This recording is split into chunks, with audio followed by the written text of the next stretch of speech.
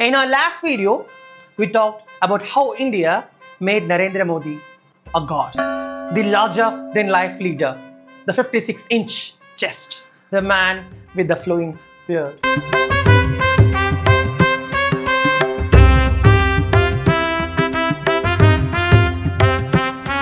The carefully positioned camera.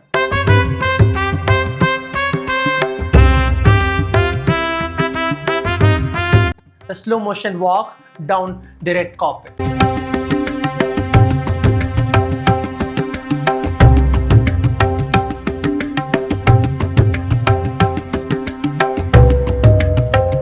The Himalayas.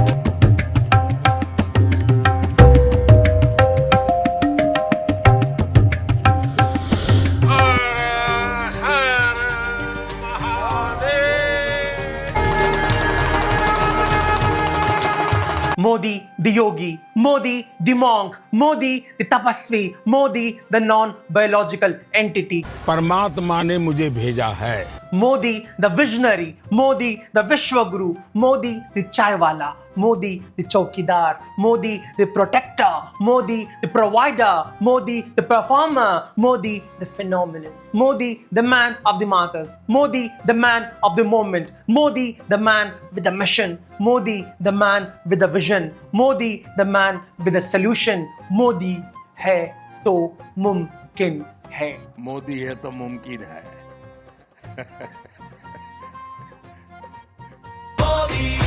Modi है तो मुमकिन है. If something happens, Modi did it. If something doesn't happen, Modi is working on it. If something goes wrong, Modi has a bigger plan. And if the plan fails, wait for 2047. No compromise. That was the brand. And for years, the brand worked. But then something changed. The Gen Z arrived with the internet. This is a beginning of a very, very big revolution that they're unable to stop because we have the internet! Boo, losers, boo! They didn't grow up respecting authority. They grew up roasting it. Everybody know that I am a Good girl. good girl officer. I'm a good girl, officer. भाई देखो melody मिल गई भाई. भाई आपका नाम क्या है? Melody. भाई देखो melody.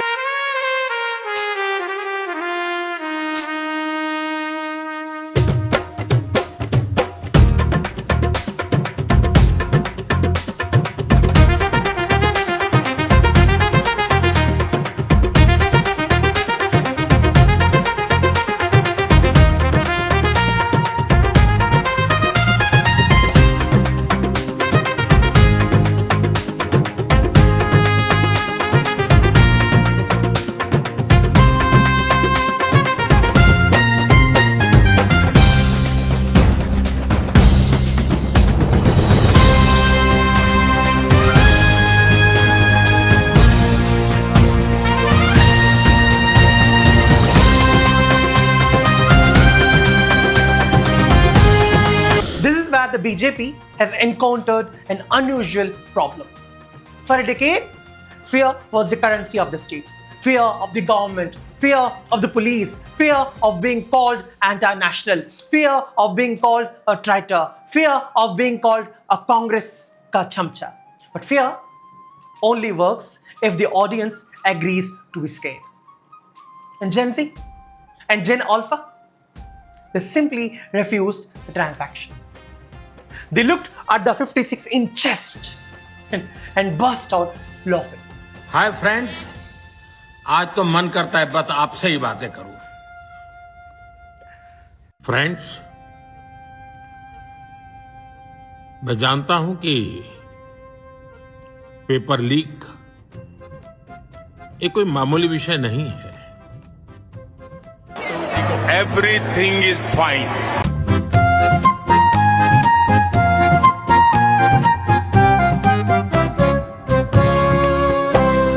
Anger says, I oppose you.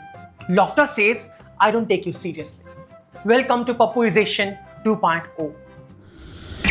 Pappu-isation 1.0 was a top-down project. It was a massive enterprise built by the Bharatiya Janata Party. It was designed to turn the favorite punching bag, Rahul Gandhi, into a national joke. ऐसी machine लगाऊंगा, इस side से आलू घुसेगा, उस side से सोना निकलेगा. It was fueled by unlimited money. It was broadcast from Noida TV studios. It was enforced by an army of paid IT cell workers. But Pappu-isation 2.0, a completely different animal. No central command, no war room, no IT cell budget, no corporate media strategy, no 9 p.m. shouting panel, just a phone, a Wi-Fi, a Jio, a hostel room. Modi ji अगली बार reel बनाओगे ना तो ऐसे बनाओगे ना तो full look आएगी और आवाज ही बढ़िया निकलेगी. ऐसे कहना अच्छा नहीं लगता, सिर्फ नाक दिखती रहती है और आवाज भी अच्छी नहीं आती. ऐसे बनाना. अभी न्यू हो ना रील बनाने में, डेली एक रील बनाओ, आदत पड़ जाएगी. The godlike figure reduced to a mere mocked mortal. The Modi character is being remixed, memified, edited, satirized, danced over, dubbed, recaptioned, reaction. The carefully constructed image of the untouchable strongman has entered the most dangerous territory imaginable for a politician. The meme zone. Thank you.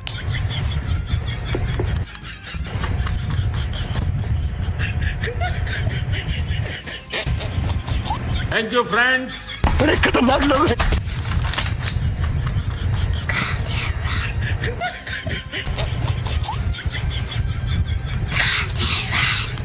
कल देर रात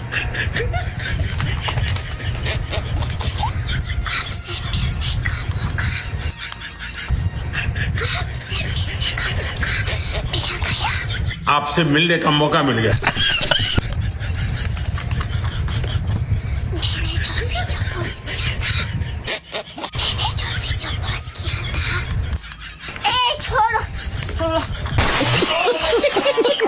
Once the internet decides you are funny, you can have 50 years of political experience. You can have the machinery of government. You can have an enormous PR ecosystem. You can have the world's most carefully managed chavi, the stature.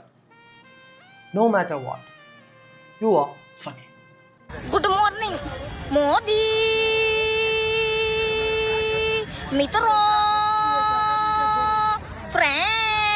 And once you are funny, the aura dies. Friends, मैं जानता हूं कि paper leak ये कोई मामूली विषय नहीं है. The godlike figure being dragged back down to earth, back into the comments, back into satire, back into criticism, back into parody, back into the uncomfortable world of being human.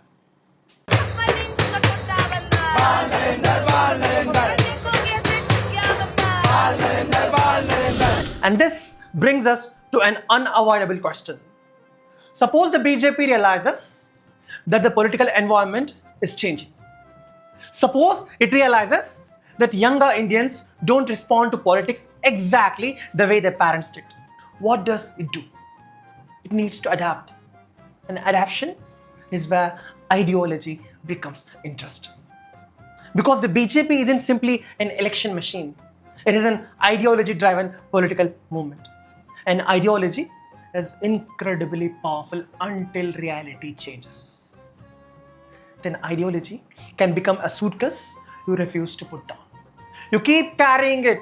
Your hands are bleeding. Your shoulders are screaming. Your knees are giving up. Everyone around you is saying, brother, maybe put the suitcase down. And you say, no, this is our heritage. So you keep carrying it. Even when the destination has changed, even when the road has changed, even when the people walking beside you have changed, the suitcase remains. The RSS has shaped the ideological worldview of the BJP for decades. And that ideological ecosystem has enormous organizational strength, discipline, commitment, a powerful sense of identity.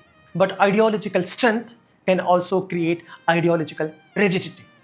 Because when your political identity is built around a particular interpretation of India's past, every change in India's present becomes inconvenient. Congress can be opportunistic. Regional parties can be opportunistic. Political parties can change positions according to circumstances. Today, they support something. Tomorrow, they oppose it.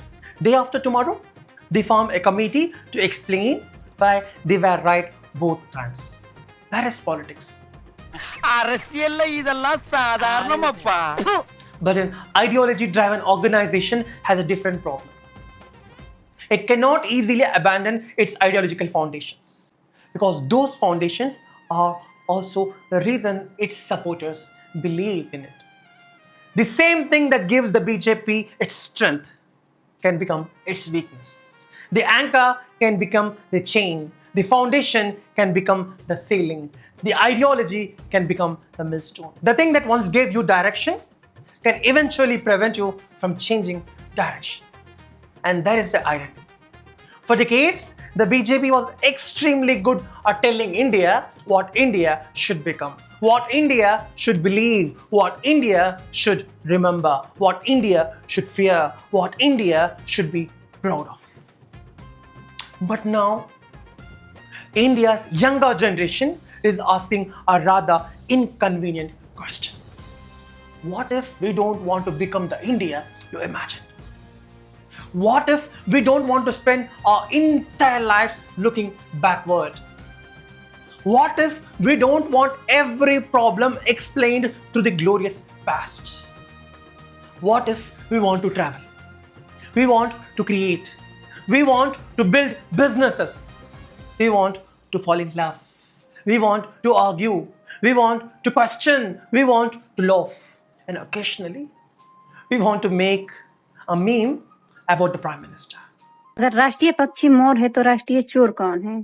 पूछता है Bharat. 1 minute, खाओ अपनी बहन की कसम कि मन में तुम्हारे मोदी जी का ख्याल नहीं आया।